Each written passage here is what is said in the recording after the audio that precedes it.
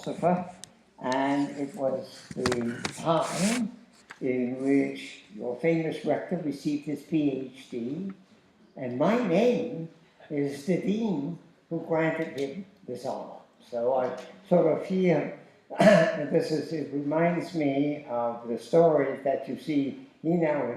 I signed his PhD, he now presents something to me. I like that way of working.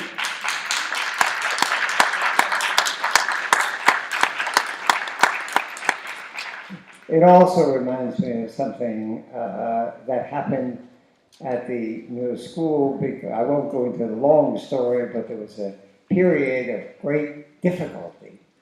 And I was asked, before I joined the faculty, to help rebuild the new school. And one of the first appointments that I made as a person who has a strong reputation, I know, in Mexico was Agnes Ella. You see, so I was on the committee that appointed her. 3 years later, she appointed me. So it was the same type of reciprocal relation. Okay.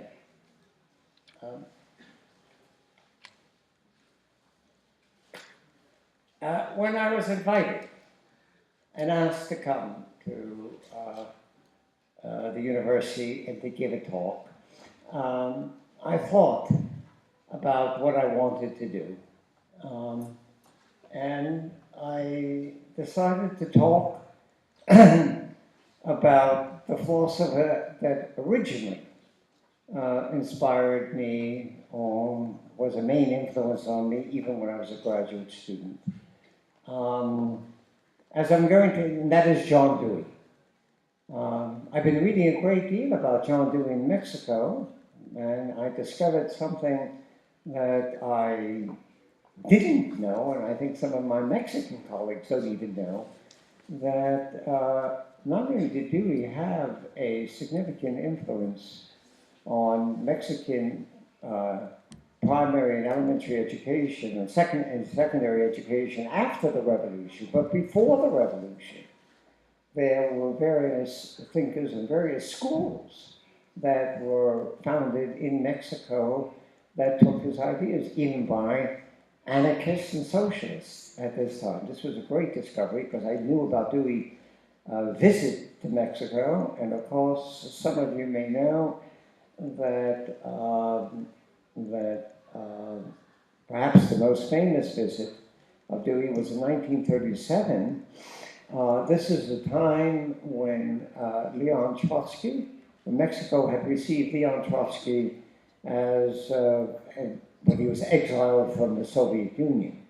And it was shortly after what is known as the famous Moscow purges, in which Trotsky and his son were accused of being traitors. They clearly were trumped-up charges, and many people internationally thought that there should be an inquiry into the legitimacy of the charges of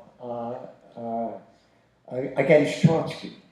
And a number of leading intellectuals came to Dewey. Dewey was at this time in his late 70s and asked if he would be the chairman of this inquiry. Dewey at this point was quite critical of certain Marxist tendencies, but he was such an outstanding public intellectual and so committed to civil liberties that he agreed to chair that commission, which took place. The commission took place actually in the house of Diego Rivera and Frida Kahlo. Dewey was active. Trotsky actually testified, and they did the evidence. When they reported their findings, it was not guilty. But this is a time in the history where passions and feelings were so great. This is, of course, before Trotsky was assassinated, that they even were threats on Dewey's life. He was being threatened by some hardline Stalinists that if he came to Mexico, that his life was in danger. And I've always found that the words in which he began that inquiry He were moving, and in a way they epitomize what I want to talk about tonight. He said that, that we will initiate these inquiries, that many people had advised him not to come, including his family. He felt he would betray everything that he stood for if he didn't come and lead this commission so that it could be an open and fair evaluation of what was taking place. I mean, that's sort of emblematic and of what Dewey was as a kind of public intellectual, and that's what I want to talk about tonight.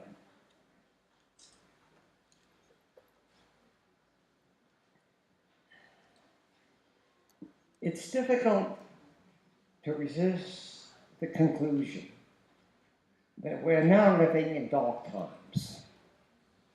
And I think this is true not just in the United States, but throughout the world. This is the way in which Hannah Arendt describes dark times, and I quote her.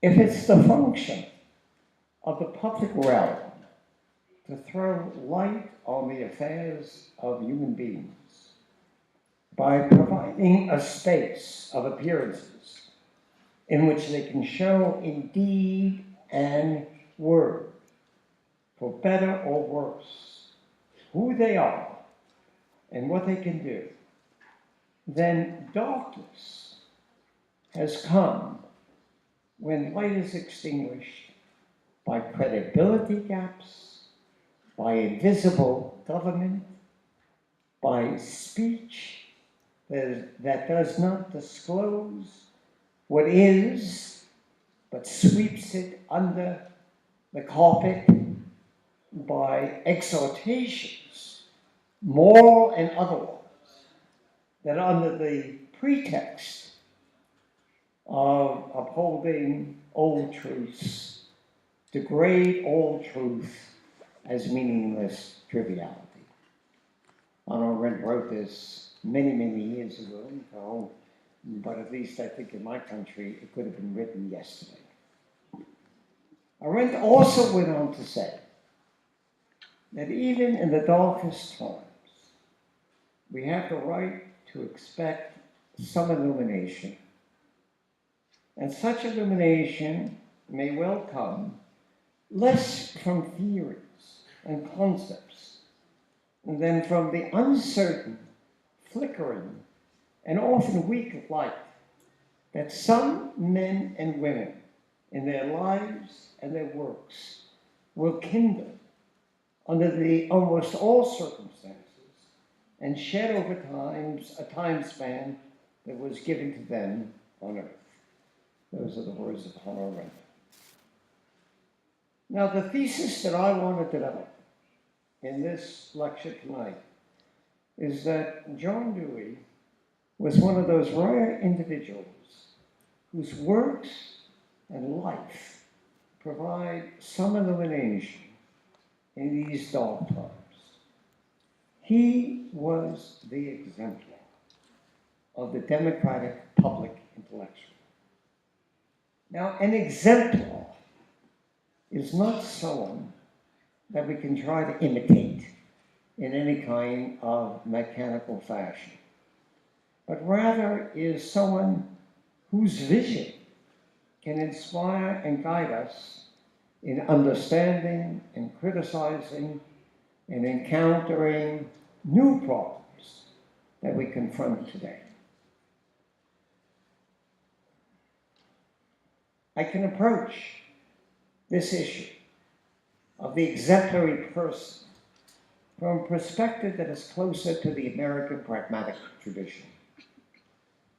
A theme that runs through the works of William James, especially A Pluralistic Universe, is that the character of a person's vision, and in particular their philosophic vision, he tells us, and I quote him, "A man's vision is a great fact about him."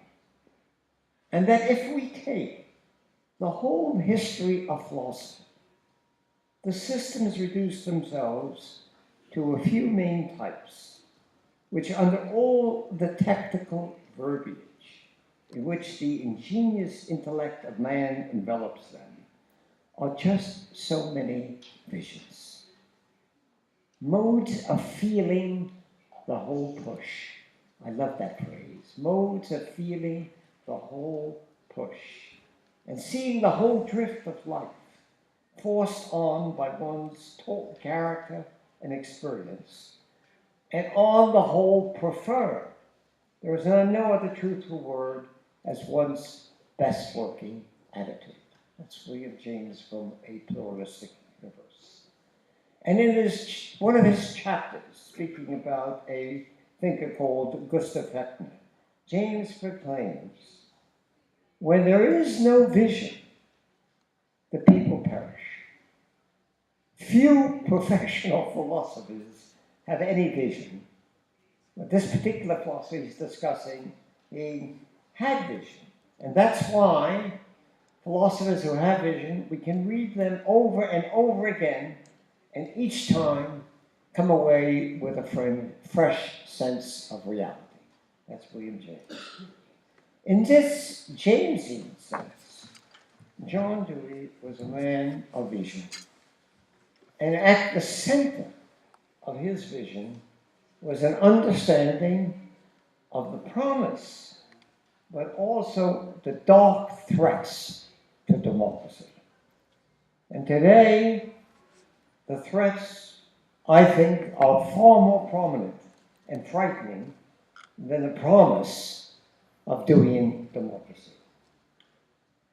Throughout his long career, and it was a long career because he lived for 92 years, Dewey returned over and over again to the meaning, the threats, and the promise of democracy, the hopes for democracy.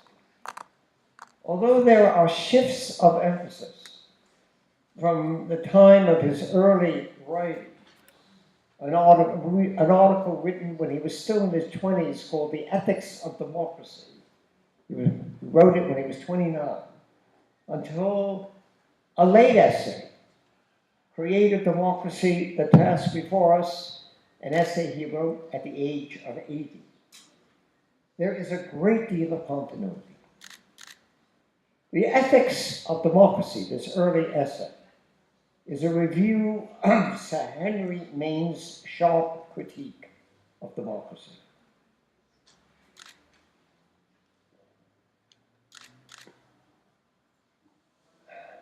The occasion provided Dewey with the opportunity to sketch his idea of democracy.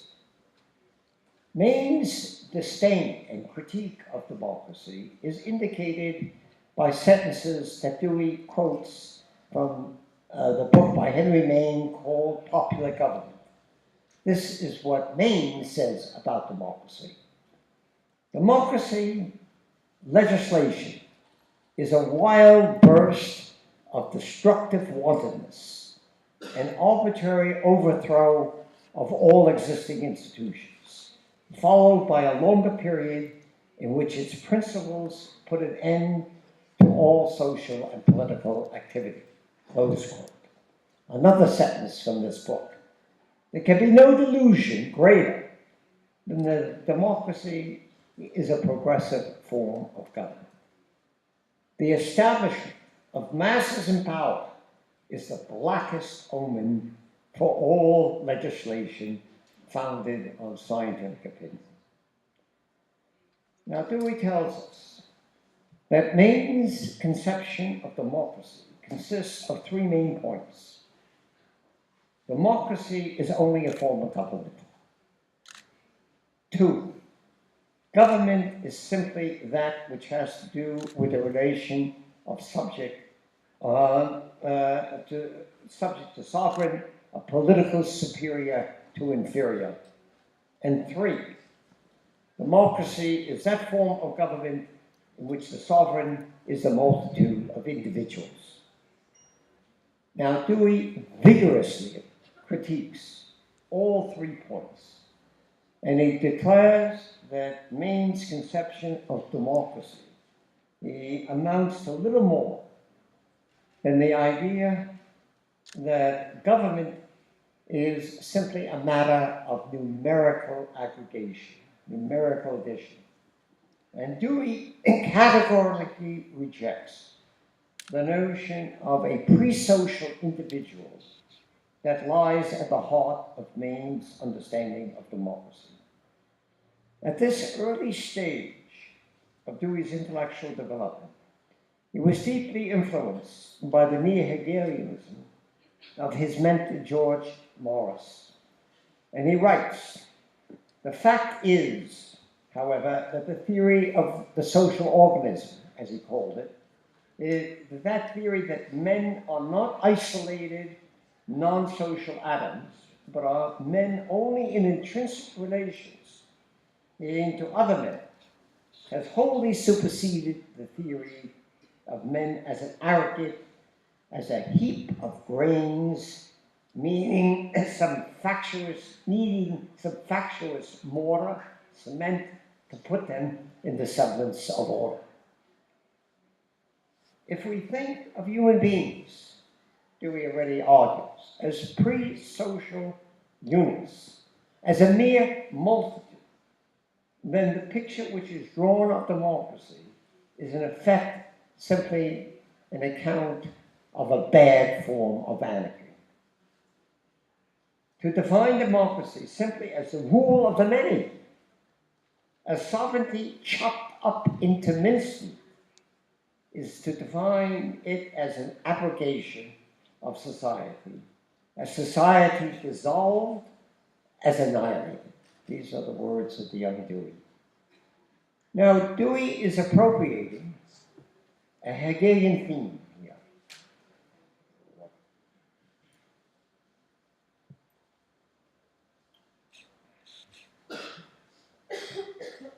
The Hegelian theme of something is radically wrong about the idea of society consisting of isolated individuals. There is no such thing as the pre-social individual. The type of individuals that we are, or rather become, is intrinsically related to the character of the societies and the communities in which we live. The essential sociality of human beings has both a descriptive and a normative significance for Dewey. Throughout his life, Dewey argued that the theory of human beings that fails to recognize that human beings are not isolated, non-social atoms is defective, a misleading abstraction. And when the normative significance of the distinctive sociality of human beings is fully developed, it leads to the idea, he believed, of democracy as an ethical form of life. If there is one motif that marks Dewey's thinking from the earliest days until the end of his life, it's not that democracy is simply a form of government. It's not simply about elections. It's not simply about voting, that it is intrinsically and essentially an ethical form of life. Okay? He wrote in his famous book, The Public and Its Problems, that regarded as an idea, democracy is not an alternative of other principles of associated life. It's the idea of a community life itself. It's an ideal in the only intelligible sense of an ideal, namely as a tendency and as a movement of something which exists carried to its ideal limit, viewed as completed and perfected. Something that Dewey thought we will never quite get to, because democracy always has to be created and worked on over and over again.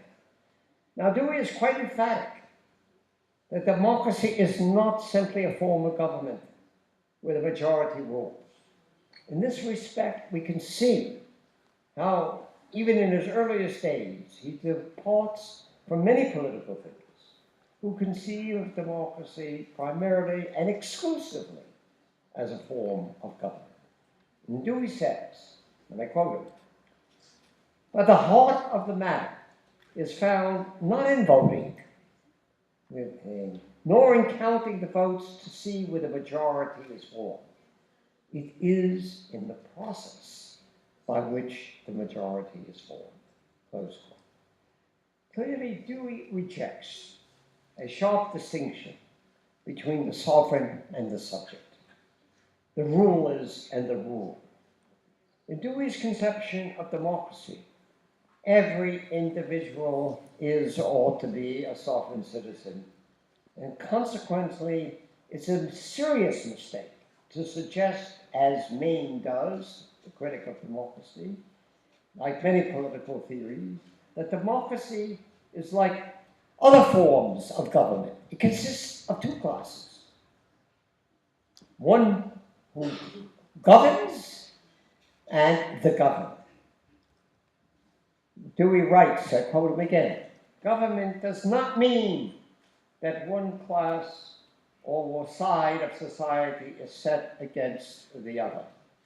We might say it ought not mean that. The government is not made up of those who hold office or sit in the legislature. It consists of every member of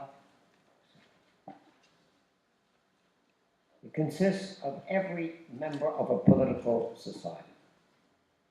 This is, for him, the true meaning of the idea that government derives its power, or should derive its power, from the consent of the people.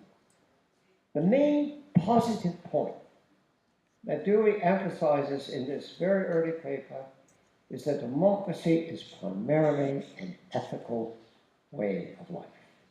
I quote him, "To say that democracy is not only a form of government is like saying that a home is, or saying, to say that democracy is only a form of government is like saying that a home is more or less a geometrical arrangement of bricks and mortar, that a church is a building with pews, pulpit, and spire.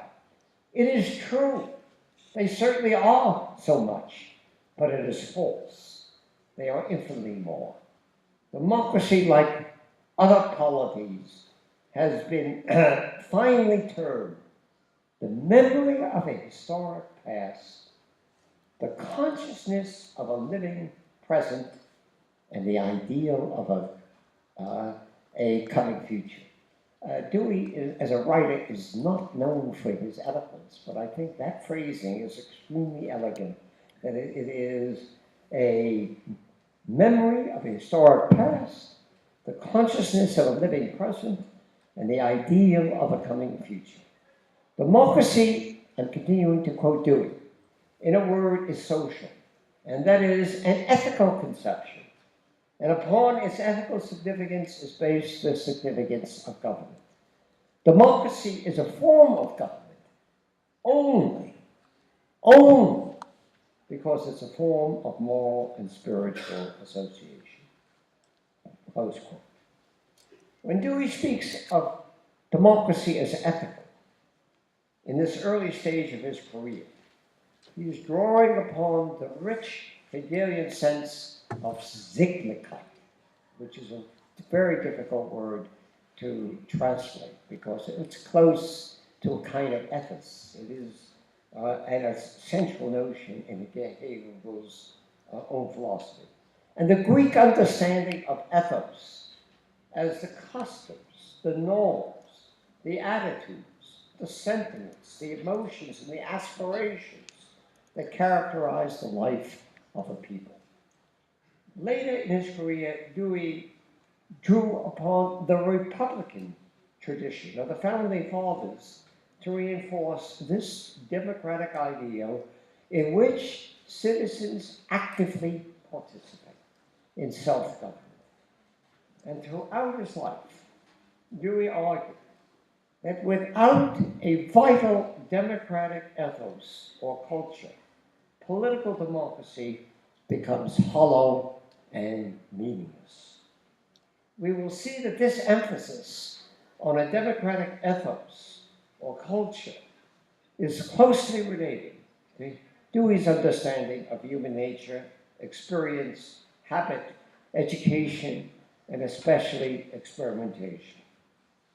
Democracy is ethical.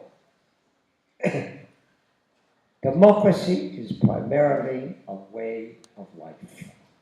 A way of life that has to be carried on in everyday practices, in the way in which we treat the people we work with, the people we live with, the people we interact with all the time.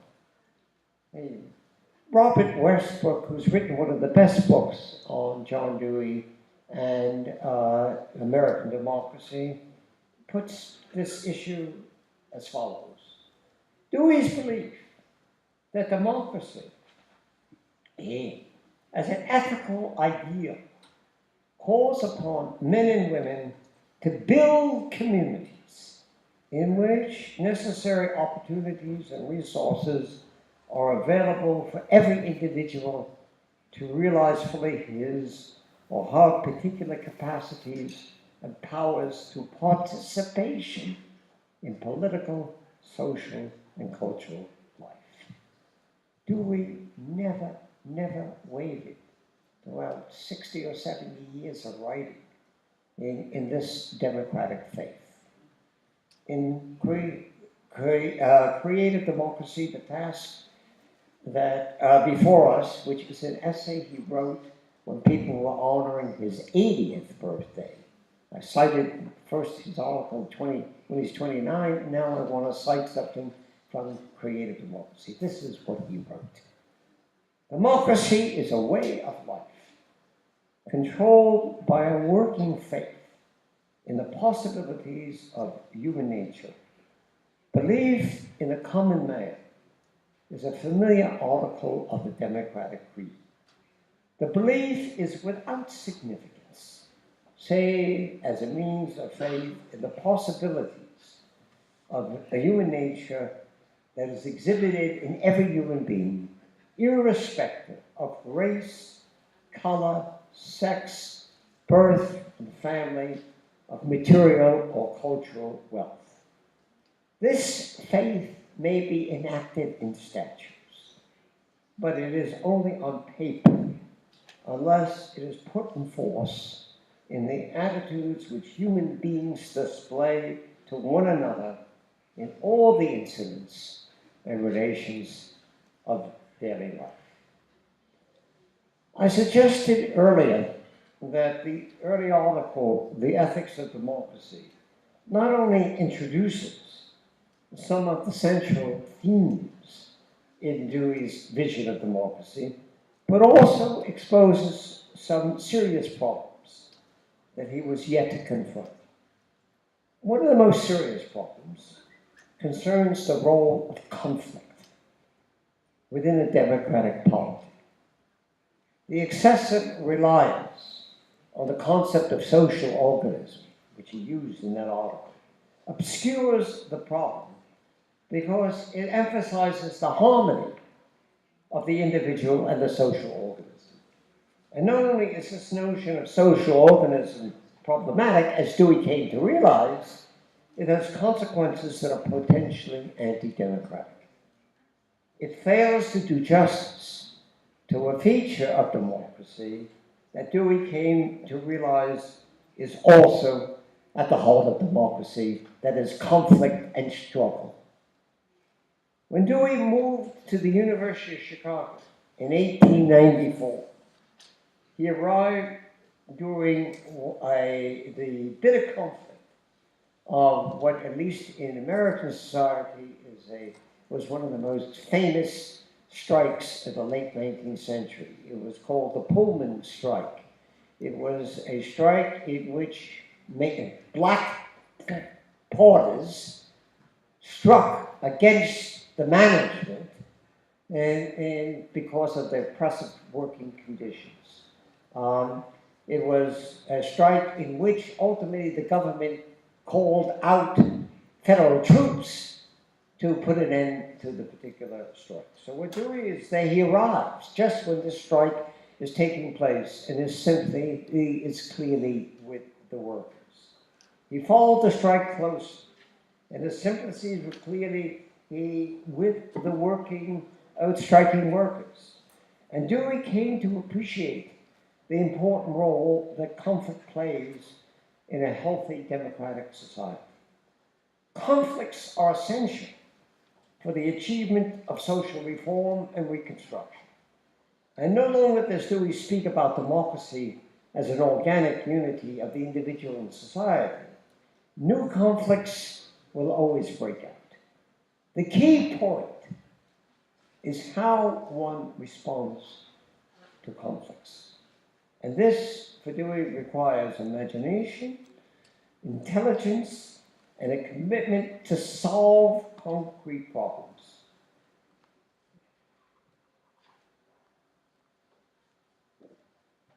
Dewey would certainly have endorsed the following description of democratic politics. I think it encapsulates what Dewey himself believed. This is a quote from actually a political theorist, Hannah Pitkin and Sarah Schumann. This is what they say about democratic politics. Democratic politics is an encounter among people with different interests, perspectives, and opinions.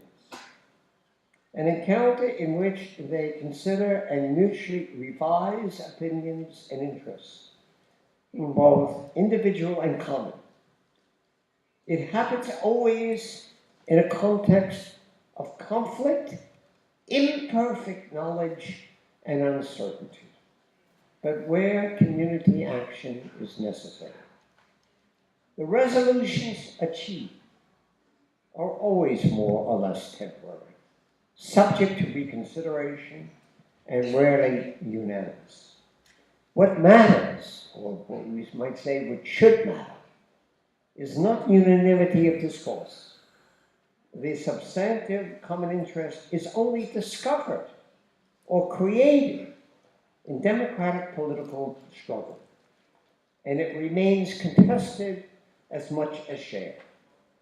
Far from being inimical to democracy, conflict handled in democratic ways with openness and persuasion is what makes democracy works, what makes for revision of opinions and interests. The idea of responding to conflict with discourse, with openness and persuasion also shows how fragile democracy is. And we are witnessing that fragility today. There are no guarantees about it. There are no automatic ways in which democracy will prevail.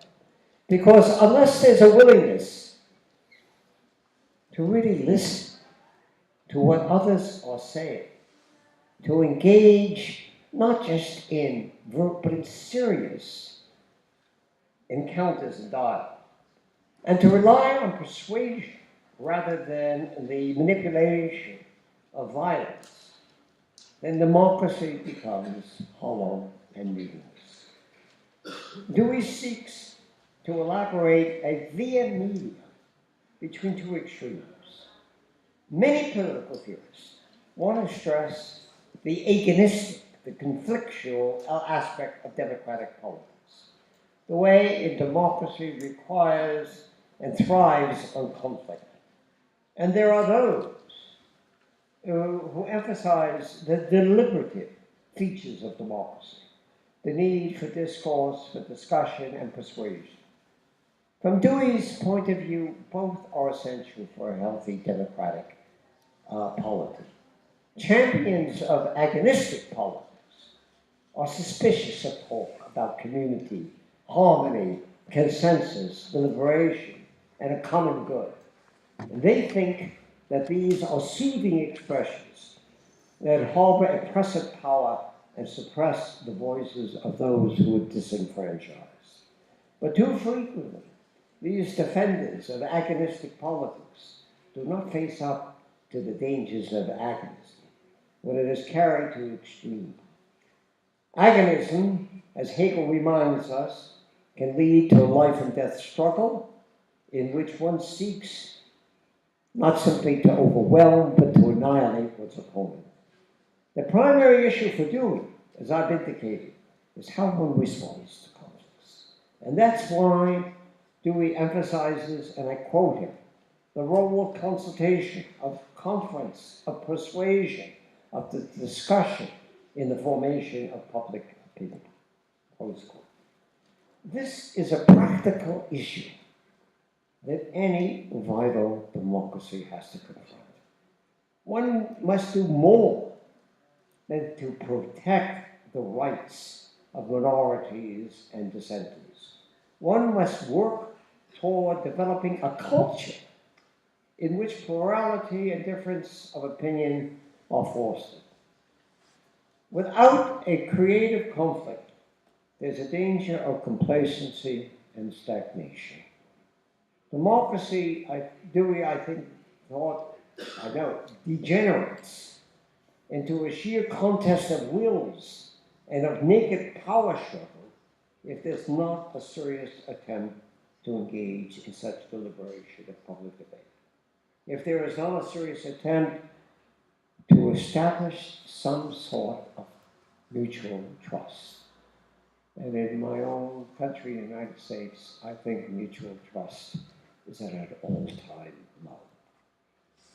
Among the recent debates of democratic political theorists are the debates between communitarians and liberals.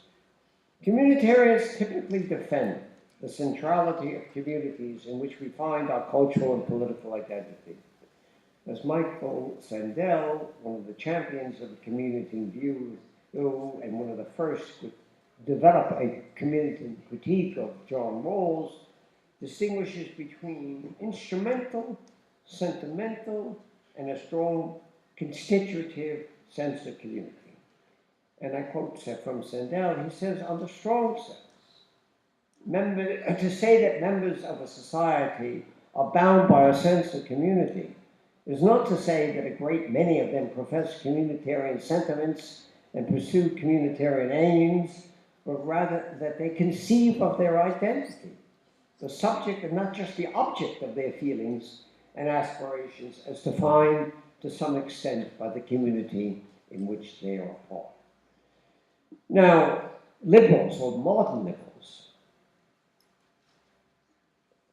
are aware of a strong sense of community because they fear that it will all too easily lead to an infringement of individual rights and liberties.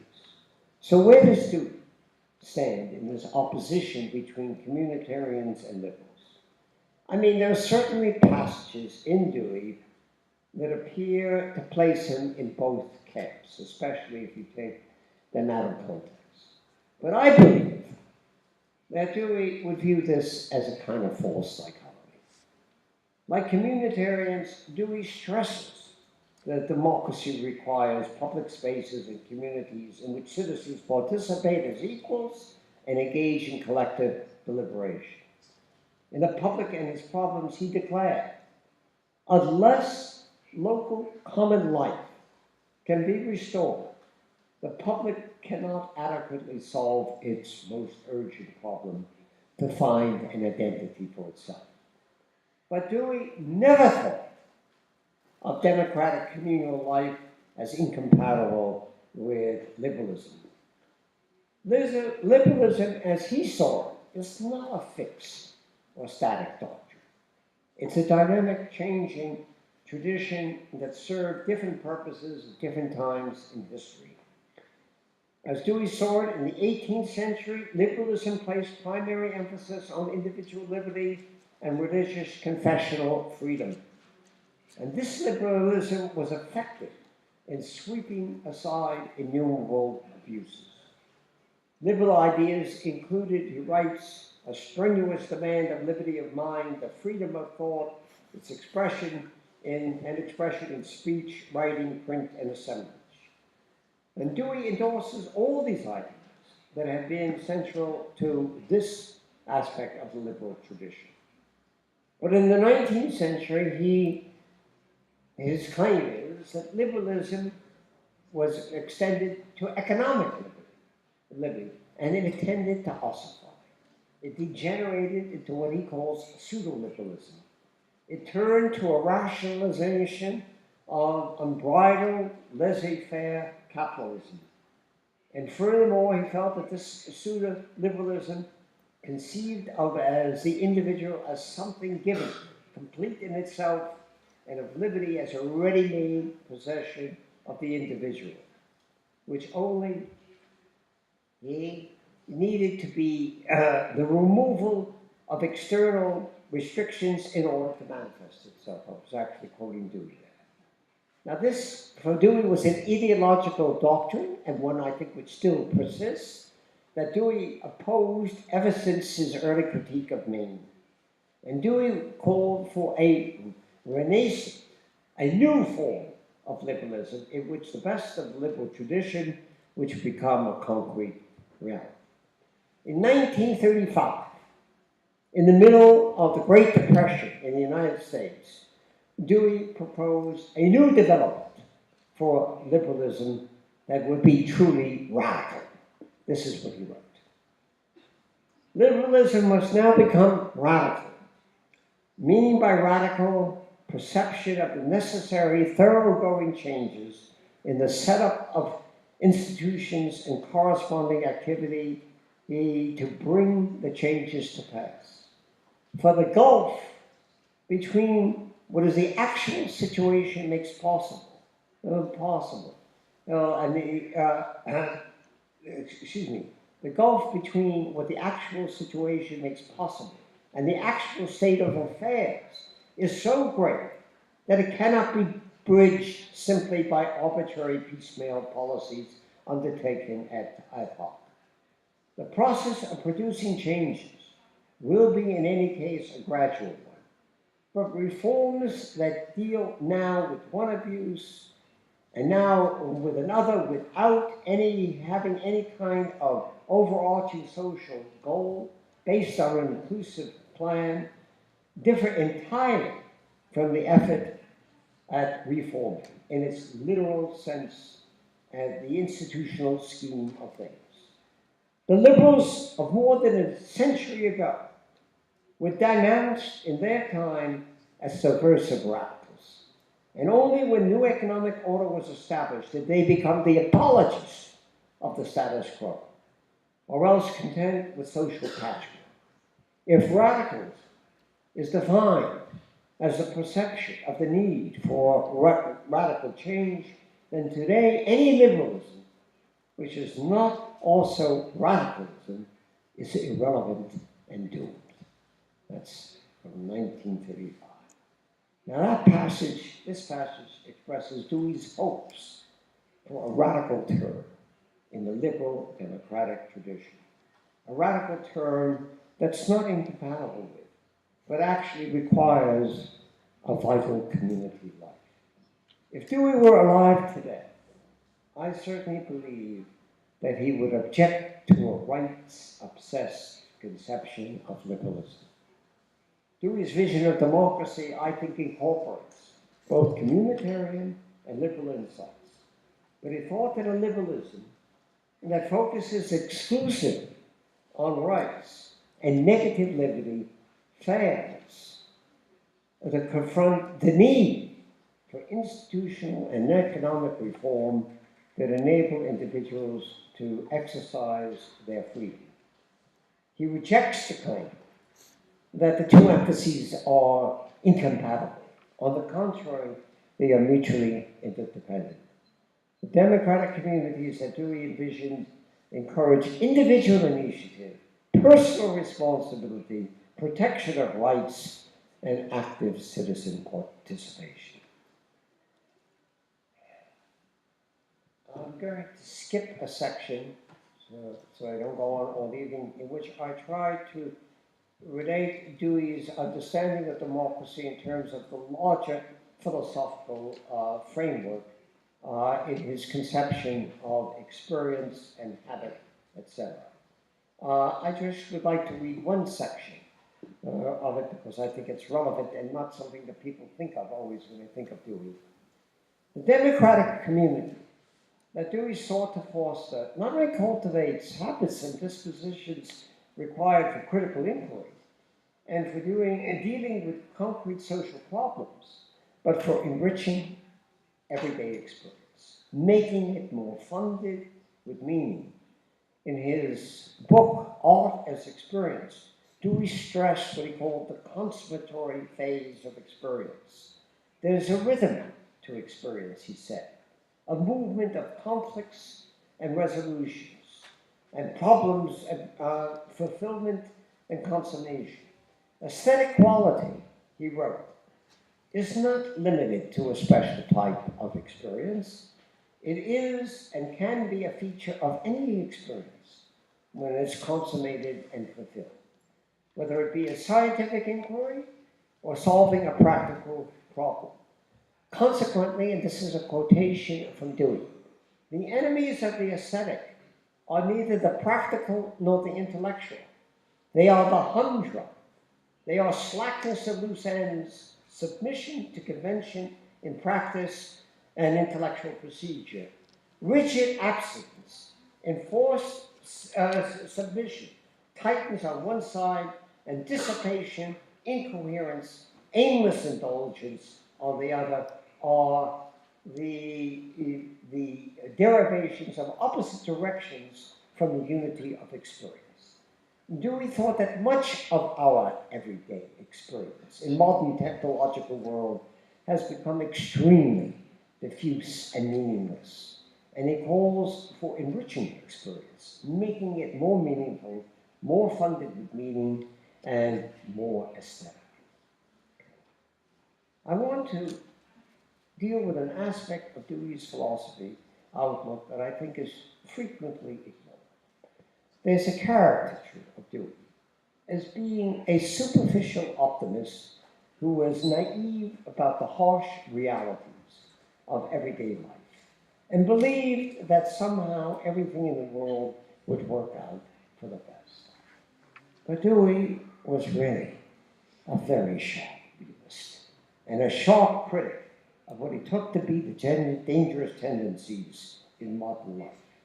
The greatest threats, he thought, to democracy were internal ones, not external ones from foreign powers or other nations. He was a ruthless critic of the excesses of American capitalism. What Dewey wrote in 1930 might have been written yesterday. This is what he writes. The business model, having its own conversation and language, its own interests, its own intimate groupings, in which men of this mind, in their collective capacity, determine the tone of society at large, as well as the government of industrial society.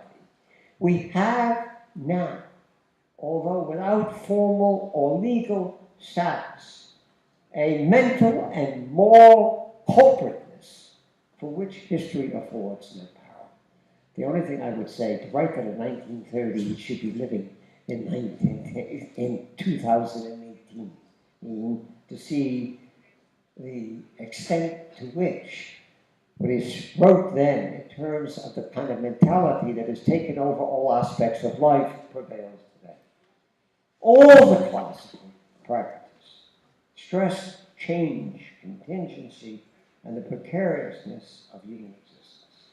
And when Dewey turned to developing his descriptive metaphysics in experience and nature, he emphasized the ineradicable precariousness of human experience. That is a fundamental feature of all existence.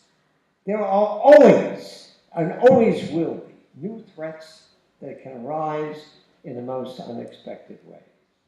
Dewey was fully realized that the idea of a radical liberal democracy that he advocated was constantly in danger of being undermined and threatened.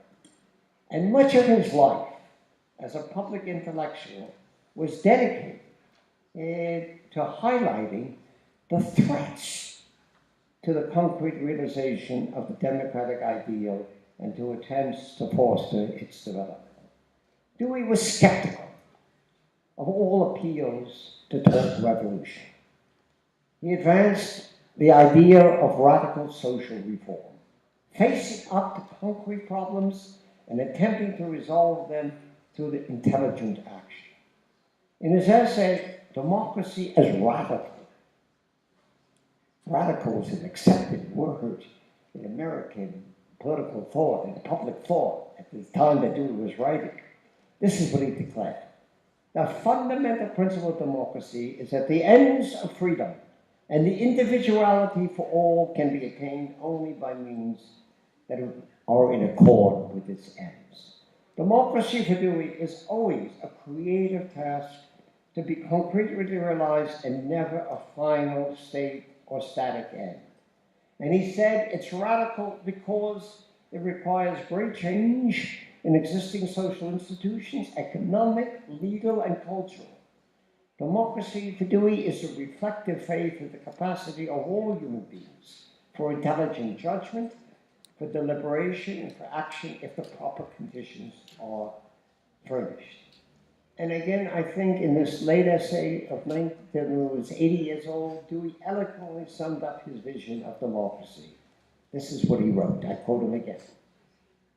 Democracy is compared to other ways of life, is the sole way of living which believes wholeheartedly in the process of experience as an end and a means, as that which is capable of generating the science which is the sole dependable authority for the direction of further experience and releases the emotions, the needs, and the desires, so as all to call into being the things that have not existed in the past. For every way of life that fails in this democracy limits the context, the exchanges, the communications, the interactions by which experience is studied, while it is also enlarged and enriched. This task of the release and the enrichment is one that is carried on day by day, and since it is one that can have no end, to experience itself comes to an end, the task of democracy is forever that of the creation of a freer and more humane experience in which all share and all participate. I began this essay by speaking about dark times. I think if Dewey were alive today, he would be horrified by what is happening in the United States and throughout the world. We are witnessing in the devious ways in which Dewey's vision of what democracy could be as an ethical ideal is being undermined and betrayed every single day.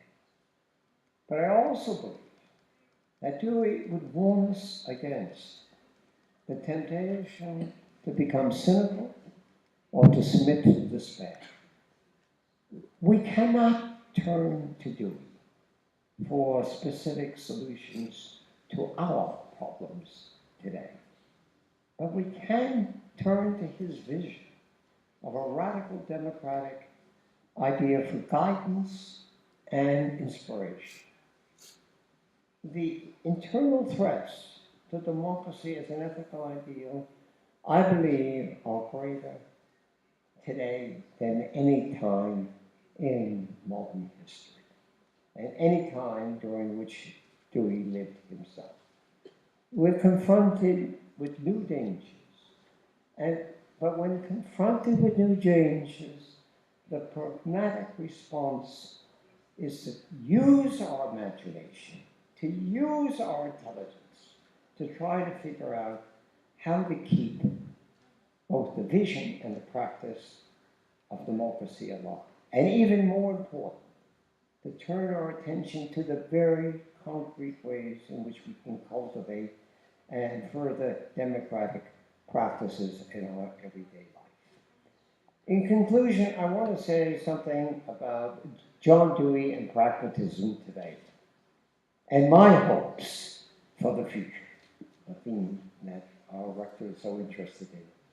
From one perspective, there's good news. There is more international discussion of pragmatic themes today than any time since the beginnings of its beginnings in the second half of the 19th century. The classical pragmatisms are being rediscovered and reevaluated throughout the world. Let me give just one anecdotal illustration. Last December, I participated in a conference in Shanghai, in China, dealing with Confucius and American pragmatism. And this may seem like a very odd combination. And as you probably know, Dewey spent 2 years in China, arriving on May 1st, 1919, just before the famous May 4th student uprising. Initially, Dewey was welcomed with great enthusiasm.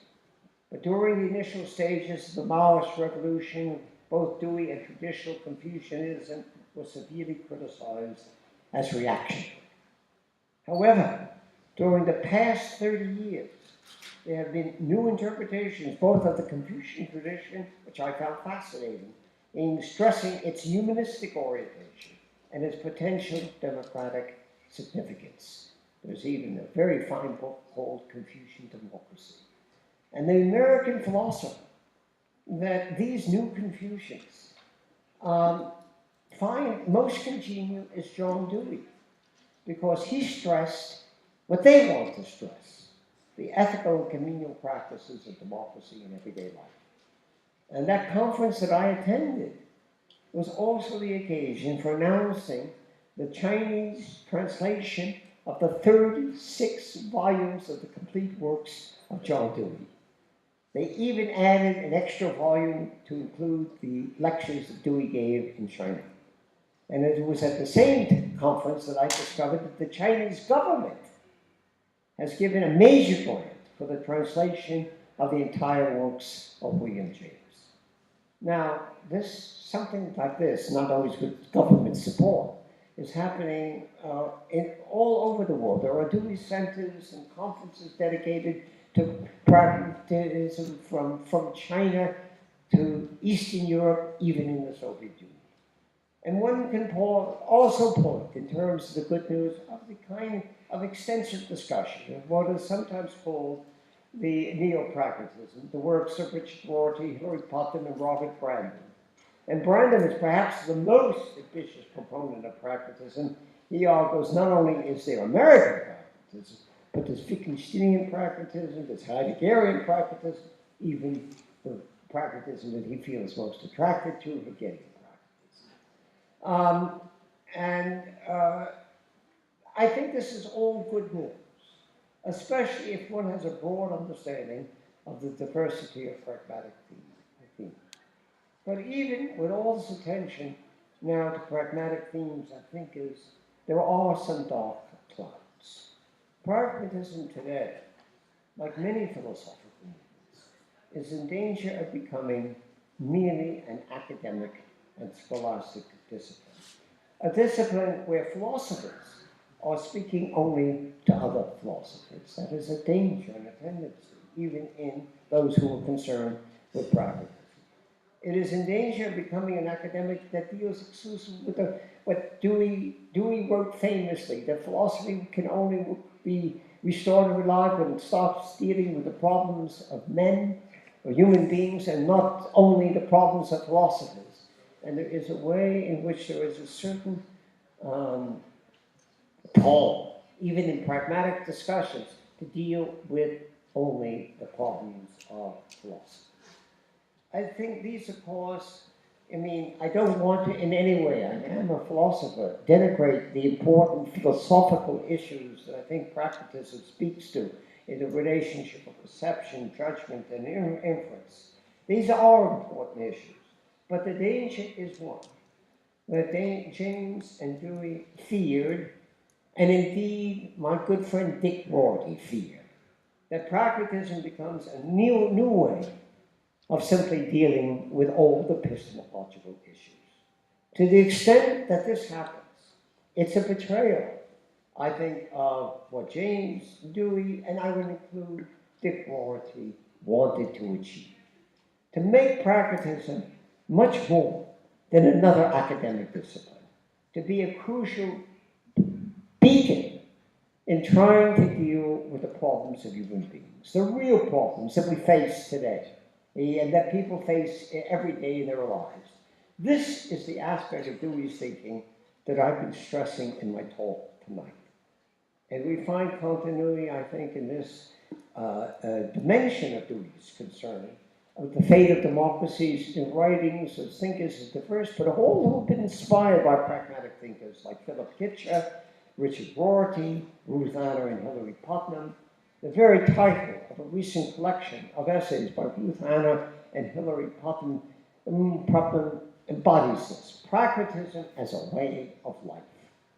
I might also mention some thinkers who are known for other contexts, but also had certain pragmatic inspirations. That is, people like Cornel West and Nancy Fraser, both of whom have been inspired, I think, by the political and themes of Marxism, and have sought to integrate it with certain radical themes appropriated from the Marxist tradition. Rorty was a pragmatic thinker who stressed the significance of social hope. My own hope for the future of pragmatism is very close to the spirit of Dick Rorty's. My hope is that a younger generation of pragmatic thinkers who are inspired by the spirit of James and Dewey will dedicate themselves to cultivating the ethical and political aspect of pragmatic traditions that speaks to ordinary people. I hope that they will lead the way with a courageous imagination in confronting the current ominous threats to advancing the ideal of radical democracy and dealing with new problems that confront us. Given what appear to be intractable problems that we face today, that we face in the States, that you face in Mexico, it's so easy to give in to the temptation to withdraw, to cultivate one's private garden, to seek a good critique here that are going to get you lots of good perks, and to damn and forget the political realm today. That is an enormous temptation, because one looks at what's going on in the world, it seems, where does one even begin to try and think about solving and confronting problems and furthering democracy? But the deep, very deep pragmatic response in dark times is to try to courageously imagine what is to be done to ameliorate human despair, misery, suffering, poverty, and humiliation. And carrying out this task for a time, I think, is the best way that I know of honoring James and Dewey and furthering pragmatism as a democratic way of life exhibited in our daily lives. Creative democracy, as Dewey wrote, as Dewey said, is still the task before us. Thank you.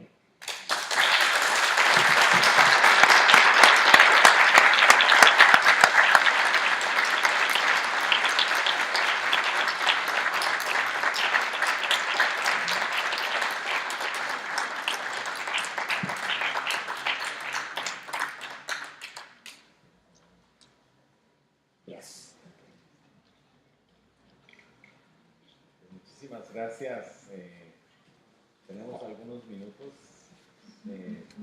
Quiero nada más resaltar que el profesor Bernstein nos ha dado una magnífica lección de inteligencia y esperanza, y también nos ha lanzado una especie de desafío en términos de que quienes nos dedicamos a la educación o quienes esperamos pensar, tenemos que hacerlo de frente a los problemas de la gente y tratar de que la educación y las ideas le hablen a las personas y sean susceptibles de ser comprendidas por las personas comunes y corrientes, porque la filosofía y las humanidades no son disciplinas aisladas o propias de individuos que están en sus cubículos y que solo se hablan entre ellos y solamente entre ellos se entienden.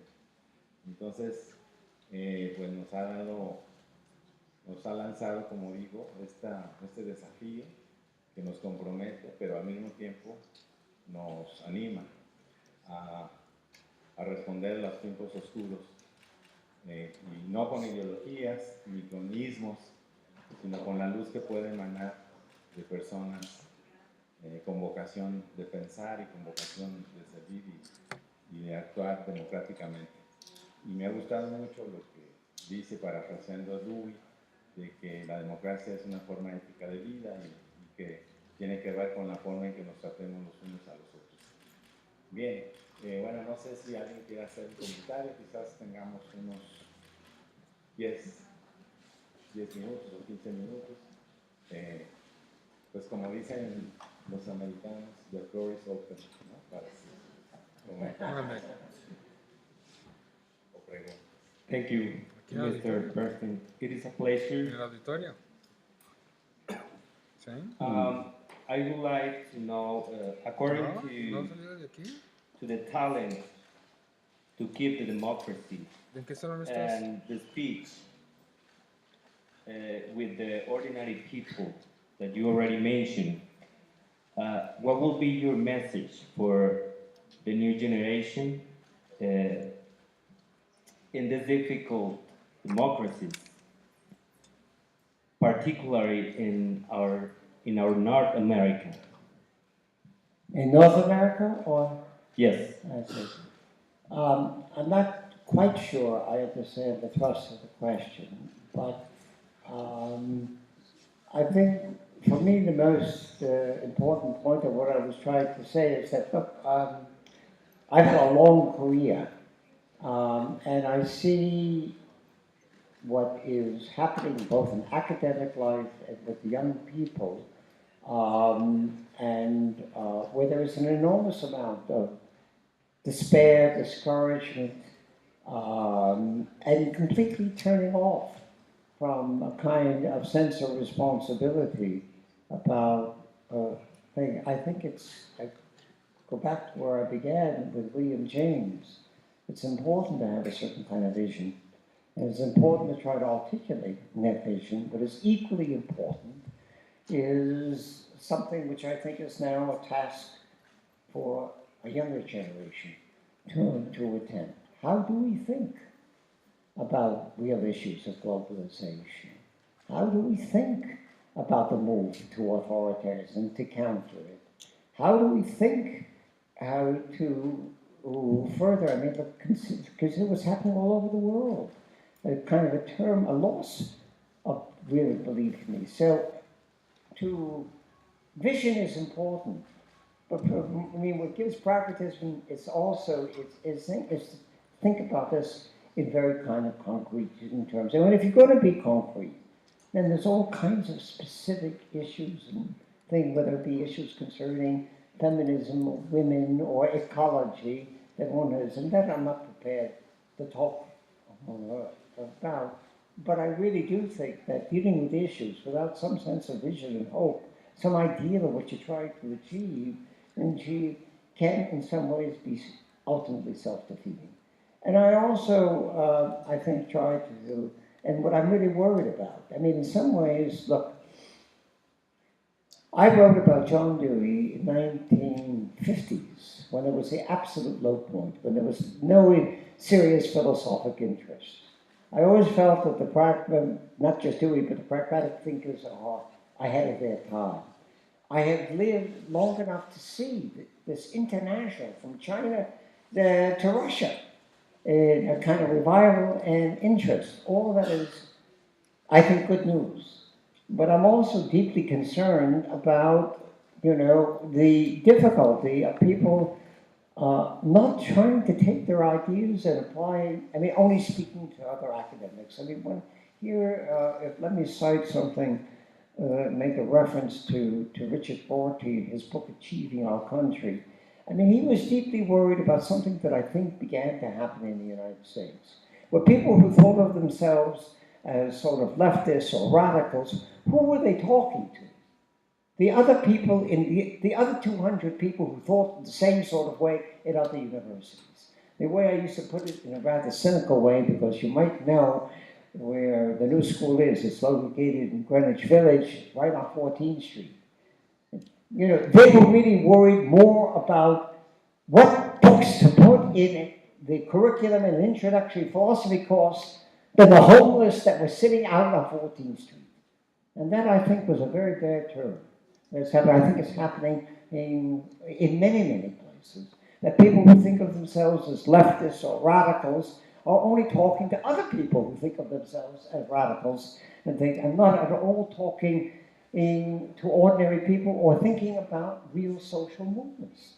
You know, change only comes about when there are progressive social movements in which ordinary people are motivated not just to sit and be content with life, and in some ways we all have an obligation to work on this in concrete ways on different kinds of problems. So that's the message that I would like to communicate to a younger generation. And I think that most people in this room are younger than I am, including my wife.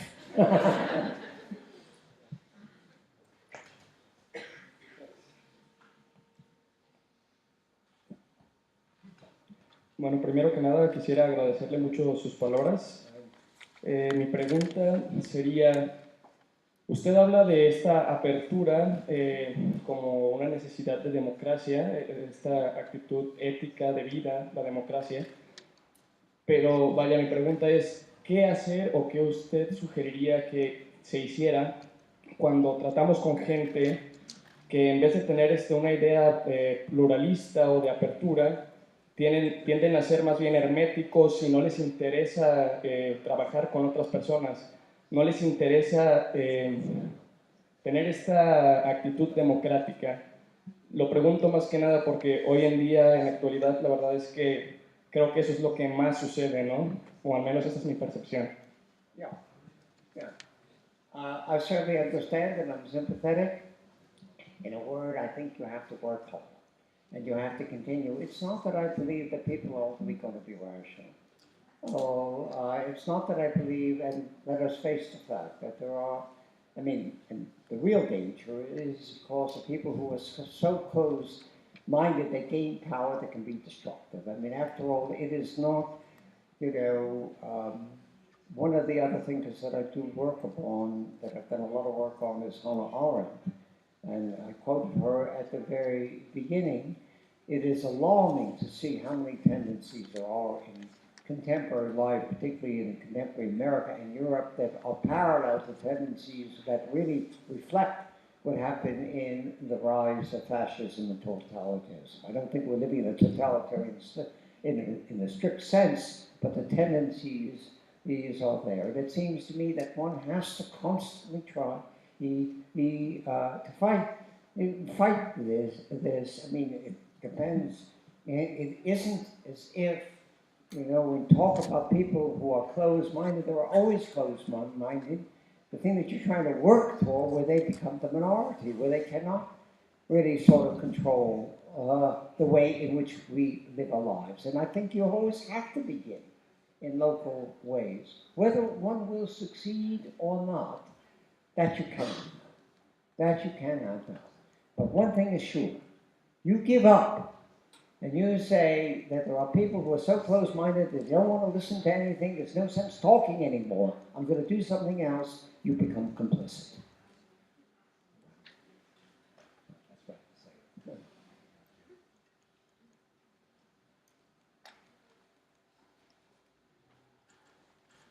right. I just want to add something because I want to make it absolutely clear that I know exactly what you're talking about.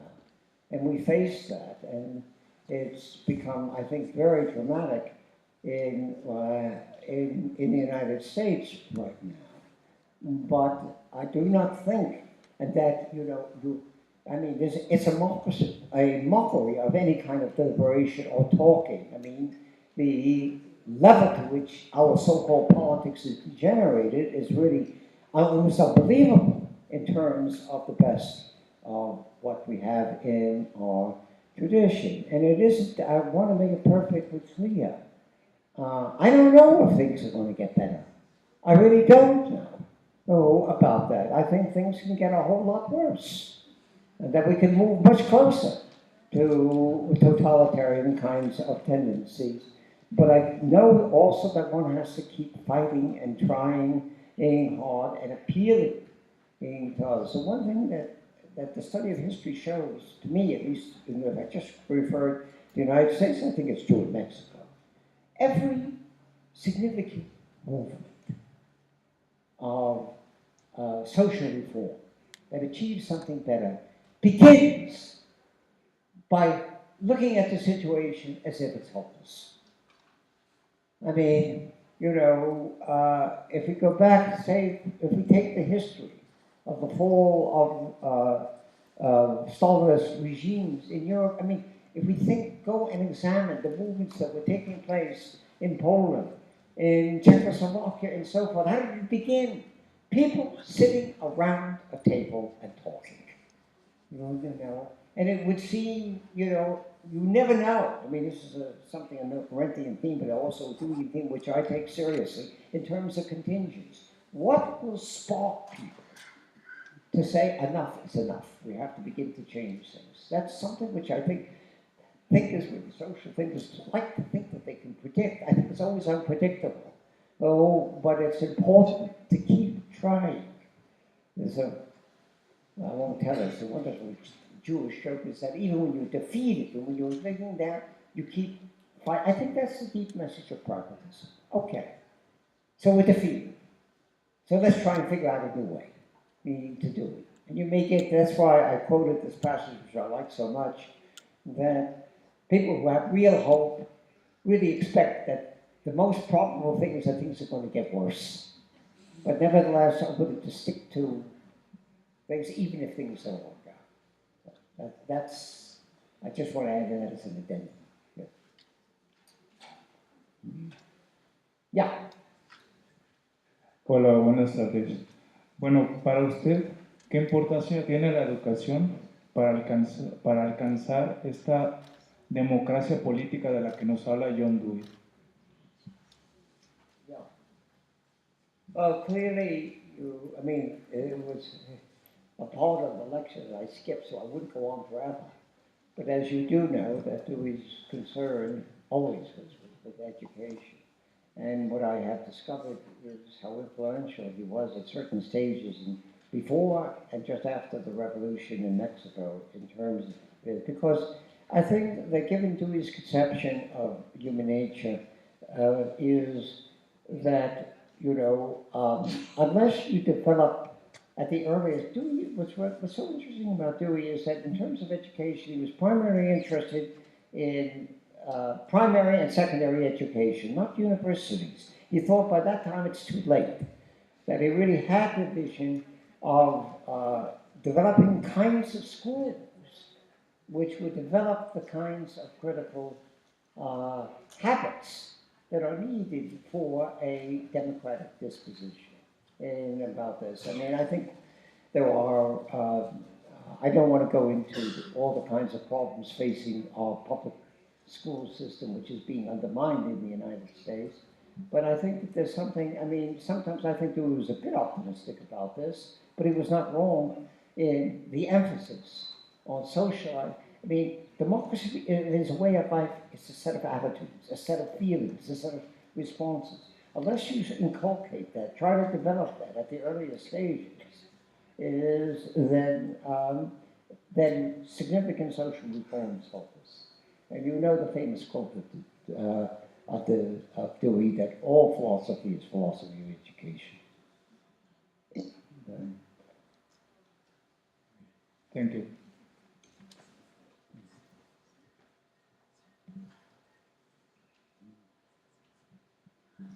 Hola. Buenas tardes. Me da primero gusto que esté aquí. Es admirable todo lo que ha hecho. Y pues la pregunta sería respecto a lo que acaba de decir. No sé veo como que la esperanza lo toma muy a futuro, un hecho que no se puede, pues siempre está en esperanza, ¿no? Es como algo concreto que vaya a pasar, pues, o sea, es algo que pues se visualiza que es como un ideal, ¿no? Como decía la ocasión pasada un compañero, una utopía. Entonces, ¿creer realmente, aunque sea utópico, que se pueda hacer a ciencia cierta, concretamente, este panorama de apertura y en una sociedad, pues, a pesar de cómo esté en estos tiempos, que sea realizable, pues, o habría simplemente la esperanza? Yeah. Yeah. Let me try to clarify. You see, I think that Dewey is fundamentally present-minded, not the further and not the future. But if you don't have a positive vision of what you're trying to achieve, then you don't have a basis for critique and for movement. It's that, look, people, let's take whether it be, let's take the example since they made reference that I've participated, the early civil rights movement. Young people were motivated by the ideal that the way in which blacks are being treated in the South is unjust and unfair, a betrayal of even what that our country was supposed to be no less for other kinds of reasons. It's precisely because they had a vision of a different form of society that becomes the motivation. So hope is not something in the future. Hope is something that motivates people to fight and struggle right now. And whether you do this in civil rights, think of the development, at least internationally, of the feminist movement. The kind of sense of injustice, the belief that relations could be different between men and women and fighting for this in many different sorts of ways is precisely what brings about things. I always like to tell just an anecdote. I think I could tell it in this audience. My wife and I, we have 4 children. 3 of my children are gay. That means, male and female. We're a very close family. I think that some sociologists ought to study us in terms of family values. But I see something in my grandchildren that I would have thought was impossible 30 years ago. They grow up with a sense that whether you're a lesbian, or you're gay, or you're a single mother, or you have a child that you've adopted, it makes no difference. That simply was inconceivable when I grew up as a teenager. Now, how did this come to be? It came to be because people felt that, sexual and gender discrimination is unjust, is wrong, and there was a fought for this, there's always struggle, and there's always hardship involved with change. But if there were no hope that things could have changed, it never would have happened. So hope is not about the future, it's about the present.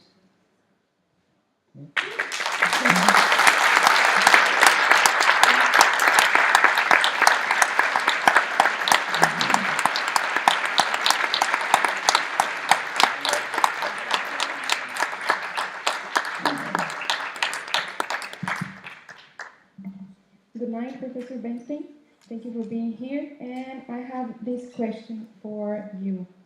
Well, Mexico began this democratic transition in a political way in 1988. And now I can see a democratic